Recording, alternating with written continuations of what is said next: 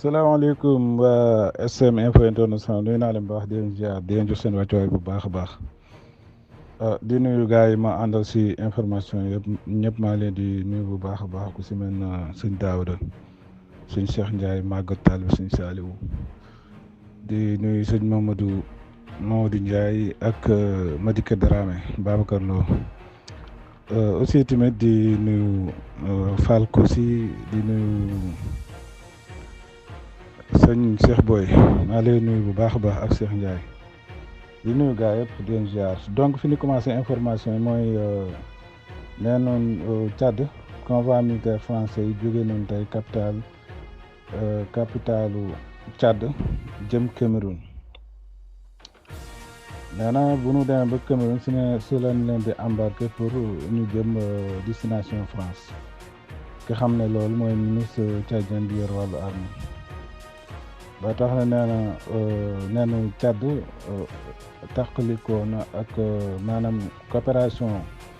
accord de défense bi nga xamante ni signé woon nañ ko ak Paris dafa nekk loo xamante ni dafa jeex mois de novembre ba tax na nee na première unité soldats français yi lu tolloog 150 soldats français jóge woon nañu Tchad le 20 décembre 10 jours yi des après départ c'est le départ F16 c'est le départ ba tey bokk na ci information yi Cheikh Sylla maa ngi lay nuyu bu baax baax di la ziar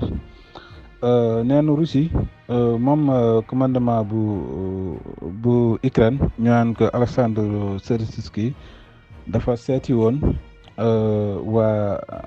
soldaaram yi nekk biir région de Kursk ba tax na moom ci la xamlee ni Russie perdre na lu tolloog 38 000 soldats ci région bu Kursk depuis que ñoom ñu dugg faak léegi ba tax na aussi tamit nee na Russie perte na aussi tamit lu tolloog 1000 pièces équipement depuis ñoom waa Ukraine ñu dugg biir région du Kursk loolu nag moom mi ngi ko xamlee moom Alexandre Syrskyi mi ngi ko xamlee tey le 1er janvier la nga xamlee ci benn journal ba tey bokk na ci information yi moom Zelensky président bu Ukraine dafa déclaré ni défaite bi gën a rëy ci Russie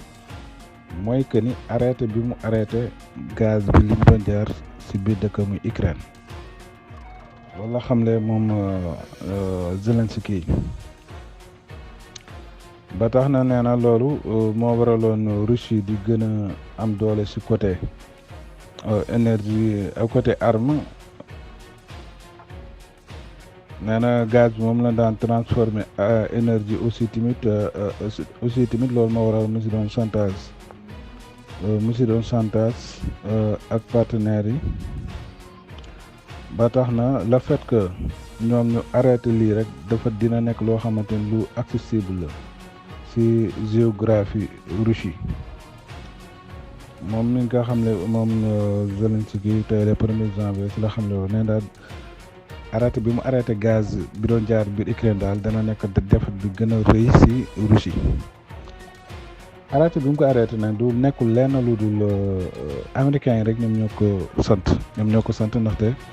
américains yi seen bateau yi ñooy commencé jóge États-Unis di ñëw Europe pour jaay seen gaz te gazu Russie bi moom moo gën a yomb foofu ko gazu américain yi te gazu Russie bi naturel la par rapport ak bu États-Unis ba tey bokk na ci information nee na Ukraine officiellement rejoindre na Cour pénale internationale maanaam bokk na ci kuréel googu nee na actuellement ni Ukraine nekk na 120e membre ci Cour pénale internationale CPI waaw ki xamle loolu nag mooy Goudos Mamadov moom expert droit pénal national ak international bu Ukraine moo xamle loolu ba tax na nee na ginnaaw bi ko Ukraine ginnaaw bi mu signé accord Rome en 2000 aussi tamit mu def rectification officiellement lié août 2024 nee na aujourd'hui nee na tey Ukraine fekki na officiellement bokk na ci communauté internationale ndax ne li tax ñu joxo ko accord lu tax ñu d'accordal ko pour mu ñëw rejoindre kii boobu mooy que ni dafa respecter justice ñoom waa Ukraine moo tax ñu nangul ko mu rejoindre Cour pénale internationale. ba tey bokk na ci information yi neenu actuellement nii chiffre gaz bi dafa yokk bu jéggi dayoo biir Europe ginnaaw bi ñu arrêté transit gaz bi daan jaar biir Ukraine ndaxte neenu tendance bi nga xamante def nañ ko mooy que ni gaz bi daan jar $387 te nga si daan am 1000 mégawatts 3 actuellement nii mi ngi jar $464 ba tax na neenu actuellement ginnaaw bi gars yi di doon ginnaaw négociation yi bi mu amee demoon na ba tool ci $551 le 29 novembre 2024 demoon na ba àgg aussi tamit $539 neen bi ñu demee ba 31 décembre si la gën a yéeg fi mu yéeg na actuellement ni ba léegi wàccul moom gaz bi nga xamante ni Europe da koy soxla actuellement nii si jamonoy sedd bi nekk ndaxte loolu yëpp mën nañ wax ni commerce la comme ni ma ko waxee sànq rek que ni États-Unis moo nekk si ginnaaw rek ginnaaw bi mu commercé armam bi mu stogam yi wàññeeku bu baax mi ngi commencé di commerce gazam bi. ba tey bokk na si information yi journal bi dafa ñëw si benn moom journal RT bu France dafa xamle ni ginnaaw bi nu transit gaz bi ginnaaw bi ñu ko arrêté Pologne actuellement ni crise énergétique bu metti la yore ñoom waa ñoom waa Pologne ginnaaw bi Kiev arrêté gaz bi doon jaar bi Russie depuis le 1er janvier comme bis ni ko tey ba tax na nee na actuellement nii ñoo ngi dund grave crise énergétique ñoom waa Pologne nee na mi ngi am ay coupure gaz mi ngi am ay ginnaaw bi mu amee coupure gaz de Russie bi nee na conséquences yi actuellement nii commencé na di feeñ surtout biir Pologne nee na conséquences yi commencé na feeñ te li ko waral yëpp mooy que ni gazu Russie bi daan jaar biir Ukraine te nu arrêté ka ba tax nee na population yi ñoom actuellement ni ñoo ngi dund sans sauvage aussi tamit nii ndox mu tàng aussi tamit ñoo ngi rétablir seen médicaux yi ak seen reste alimentaire énergétique ndax nee na maanaam li tax coupure yooyu di am mooy que ni hôpitaux yi moom moo ko waral maanaam li nu nar a coupé li ñuy coupé si population bi dañ koy réserver ak hôpitaux yi maanaam daal na population yi perte mais hôpitaux yi moom ñëpp mën nañ perte bu mu des ñoom te li ko waral yëpp mooy que ni coupure gaz bi am entre Ukraine ak Russie. aussi tamit Zelensky ñëwaat na xamle ni suñu daaw de maa ngi lay nuyu baax a baax si ànd bi di rafetlu ànd bi aussi waaye tamit Zelensky dafa xamle ni arrêté bi nga xamante ni arrêté nañ ko gaz Russie bi moom Poutine ginnaaw bi mu jëlee pouvoir Russie depuis boobu mi ngi toll si 2 fukki at ak juróom nee na booba ak léegi transit gaz bi mi ngi am biir Ukraine di jaar biir Ukraine jëm Europe. ba tax nee na boobaa léegi gaz ba fa jaar toll na si 130 milliards mètres cubes loolu xaalis bëri la ba tax na nee na le fait que comme tey actuellement nii arrêté nañ ko dafa nekk loo xamante ni lu nul lay doon ba tax na nee na daal comme ni mu ko waxee woon sànq dana nekk défaite bu rëy si Moscou moom la xamle woon Zelensky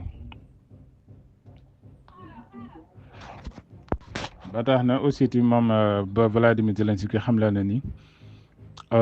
Moldavie dinañ ko jàppale si wàllu courant ndaxte Moldavie moom tamit mbir mi daga laal te Moldavie moom waa Europe la gën a jubal ko fa nekk anti-russe la looloo tax Zelensky xam le ni ñi nga xamante ni gaz bi jot na leen laal gaz bi nu arrêté jot na leen laal dinañ leen jàppale si wàllu énergie yaakaar naa ni ku ñuy sarax li waykat bi wax li rappeur yi wax naa ku ñuy sarax ngay warax doo tal ak génnee sarax waaye yow mii yaakaar naa ni yaa gën a am problème. ba tey bokk naa sa information si groupe SM Info International neen na Pologne dafa rafetlu arrêté bi nga xamante ni waa Ukraine arrêté nañ ko gaz bi daan jaar biir Russie moom ministre polonais bi yor wàllu affaires étrangères moom Radoslaw Sikorski moom moo xamle loolu ne décision bi nga xamante ni Ukraine jël na ko muy suspendre gaz bi daan jaar biir Ukraine dana nekk nee na loolu décision stratégique la. moo tax nee na Poutine dépasse mi ngi doon dépassé ay milliards si Nord Stream bi actuellement nii arrêté na actuellement nii leneen ñëwaat na mooy Ukraine maanaam bu Ukraine bi aussi tamit arrêté na aussi tamit xamle na ni gaz boobu moo taxoon Russie doon teg chantage européen yi. bu nee nii rek mu menacé ni day couper gaz am ak yooyu yëpp maanaam li mu bëgg wax rek mooy que loolu yëpp tey arrêté na moom ministère Pologne bi yor wàllu affaires étrangères moo xam ne loolu moo tamit xam la na ni boo tax na ministre affaires étrangères Pologne bi xam la na aussi tamit nee na lii beneen renversement la boo xamante ni OTAN def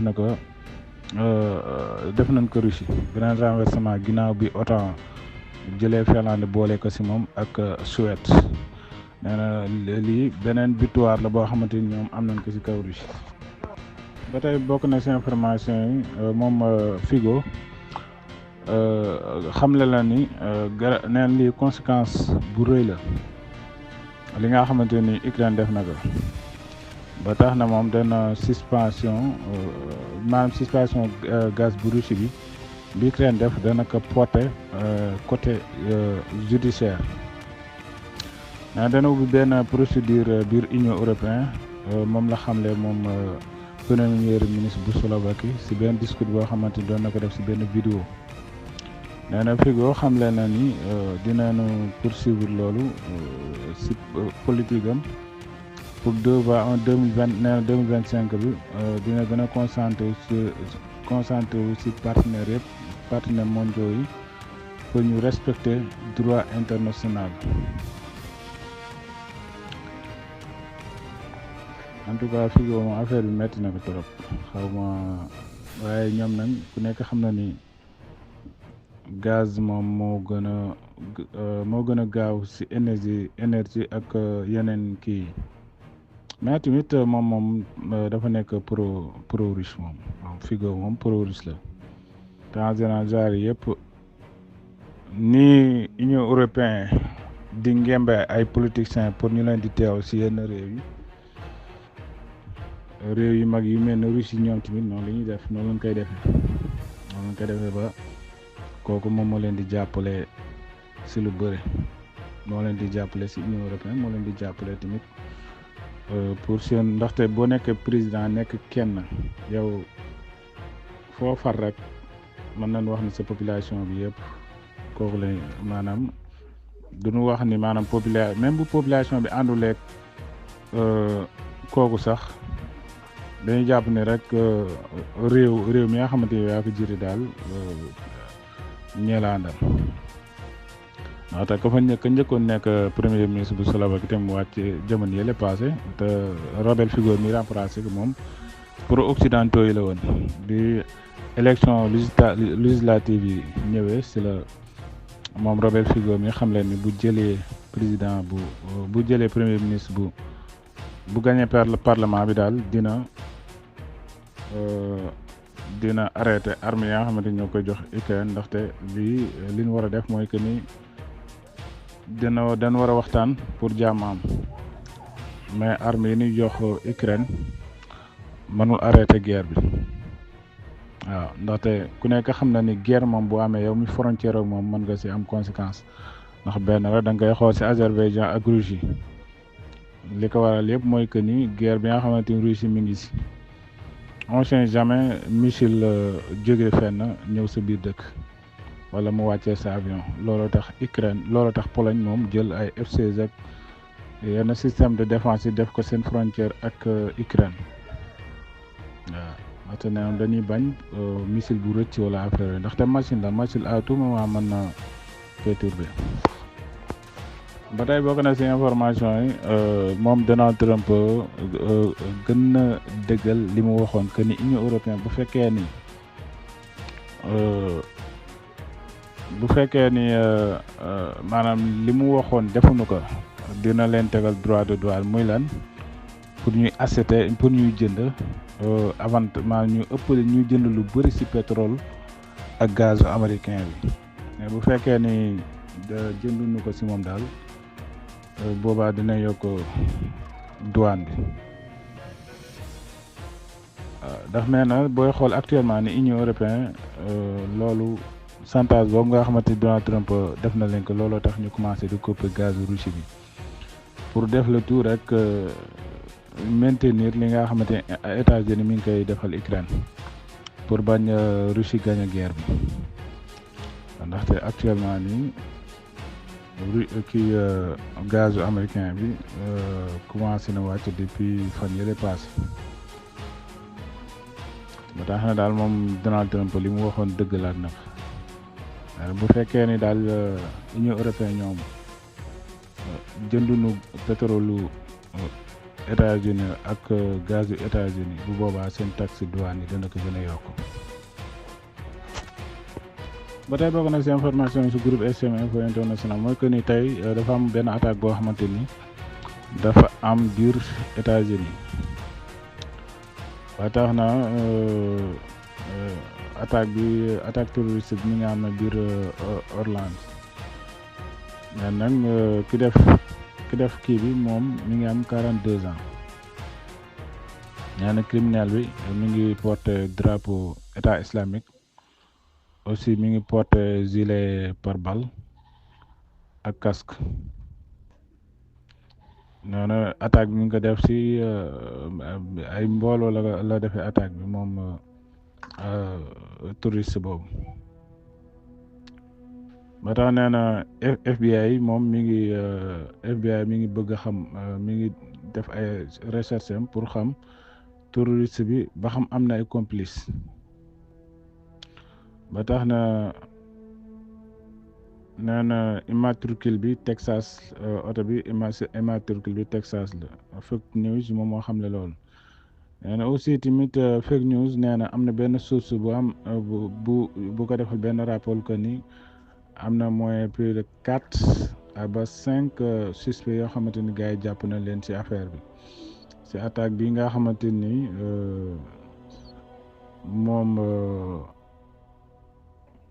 moom Samsut Dan Jabar def na ko ne daal am na yeneen 4 ba 5 suspects yoo xamante ni ñoo jàpp na leen. ba tey bokk na ci information yi ci groupe SM Info International neen actuellement ni ginnaaw Hongrie bi mu jëlee sécurité européen ak actuellement ni président conseil union européen actuellement ni Pologne moom moo ko jël nee na début mandat bi dana dem ba 6 mois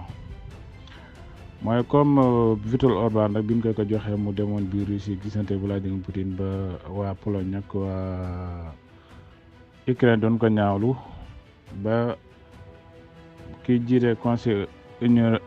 européen ñoo naan ko von der Leyen xamle woon que ni dem ba mu fa dem moom Viktor Orban boppam la fa demal mais demalu fa union européenne fekk jamono boobu moom moo nekkoon président conseil union européenne moom Viktor Orban ba tax na nee na lii dafa nekk deuxième fois ci histoire Pologne di jiite président bu conseil union européen nee na dafa signifier que ni Pologne dina soutiendre dana jàppale activité ak renforcement sécurité européen ak ci bépp dimension extérieure ak intérieure informatique ak économie énergie surtout énergie ak alimentaire ak sanitaire nee programme bi nekk na programme bu officiel boo xamante ni maanaam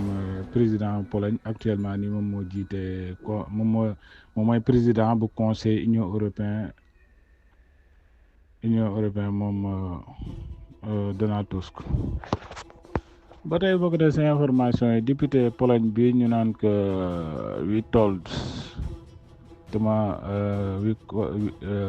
Witold moom député Pologne la moom dafa ne bu fekkee ne guerru Ukraine ak Russie bi dafa jeex ñoom dinañu gën a bàyyi xel seen frontières yi ndax duñu nangu Ukraine soldat Ukraine yi di dugg biir Pologne ndaxte nee na bu boobaa criminels yi dafay gën a yokk te loolu ñoom duñ ko nee na loolu lu considérable la ndaxte ku nekk xam na ni koo xamante ni dafay guerre ñu defal ko formation boo xamante ni moom rey nit ak naan ndox la yemale bu amul lu mu dundee dugg ci biir réew mën nañu wax ni kii lay doon criminel lay doon moo tax daal moom du ko nee na bu guerre bi jeexee daal ñoom waa Pologne du nangu soldat Ukraine yi di dugg biir Pologne ndaxte boobaa criminel bi day gën a yokk. donc xam naa fi ñu koy jeexee rek mooy Pokrovka neen force armée Russie fédération bu Russie ñoom li tee ñu dugg ci ville bi 2 kilomètres moom moo tee force armée fédération Russie dugg biir ville bu Pokrovka actuellement nee na ñoo ngi ci périphérie bu ville bi ba tax na neen actuellement nii ñoo ngi xaar ay points yu ndaw pour waa Russie dugg ci biir ville bi ba tax na journal bi dafa kii borom photo bi femme bi nii moom journaliste la ba tax na nee na Trump mën na xaar il fallait mu xaar que libération Pokrovka après pour mu maanaam proposition plan de paix bi nga xamante ni bëgg na ko def Pokrovka nag ville bu mag la boo xamante bu ko Russie nangoo rek mën nañ wax ni li tee mu àgg Kiev du doonati problème te aussi tamit nee nañu Pokrovka dafa nekk dëkk bu stratégie comme Bakhmout ba tax na Ukraine ba rek yóbbu woon na fa dooleem ju bëri pour Pokrovka bañ a daanu mais actuellement nii daal li tee Russie dugg fa daal 2 kilomètres donc fi ñu koy jeexalee mooy Elon Musk ginnaaw bi mu jàppale Donald Trump ba Donald Trump gagné actuellement nii dem na Allemagne moom Elon Musk dem na Allemagne jàppale parti AfD ba tax na neenu vice chancelier bu Allemagne moom Robert Habeck dafa déclaré ne Elon Musk dafay jeu bu logique systématique ba tax na nee nañu jeu boobu nga xamante ni Elon Musk mi ngi koy jeu biir Europe dafay faible Europe aussi tamit nee na li ko war a mooy que ni jàppale bi nga xamante ni mi ngi koy jàppale waa extrême droite yi ba tax na neen moom selon moom Robert Habeck nee na Elon Musk mi ngi gën a renforcer délibérément soit important est nee na aussi tamit daal bi nga xamante ni am na biir européen yi tamit Elon Musk mi ngi koy gën a faible ba tax na nee na daal li mu bëgg a war mooy que Elon Musk le fait que mu ñëw jàppale beneen parti bi rek Elon Musk da leen mën na leen xañ ñu gañewaat parlement bu Allemagne looloo tax mu koy diaboliser di que lu ne mu yàq ka naan dafay daal bi nga xam ne jàmm ji am biir Europe da koy stabilité moom Elon Musk. aussi tamit dafay gën a day tax euro faible maanaam daal xam nga ku nekk xam ne euro bi ñoom européen ñoom bu nu sañoon autocrate yi ñoom ñooy jiitu mais Elon Musk ku nekk xam na ne moom extrême droite yi la gën a àndal ba tax na actuellement nii ñoom Allemagne ñoo ngi ci campagne ñoo ngi ci campagne Elon Musk ci la jóge fële moom ñëw xamle ni moom dafay jàppale waa AfD ba tax ni depuis boobaak léegi biir Allemagne moom mi ngi fay jot ay vague critique yoo xamante ñu ngi jóge ci autorité allemand yi ndax moom àndul ak Larchor moom Elon Musk loolu moo tax looloo tax mu bare ay critique actuellement nii yuy dal ci kawam. donc xam naa mbokk yi foofu laa leen di tàggoo di leen wax ni jàmm ak jàmm ba suba ak jàmm.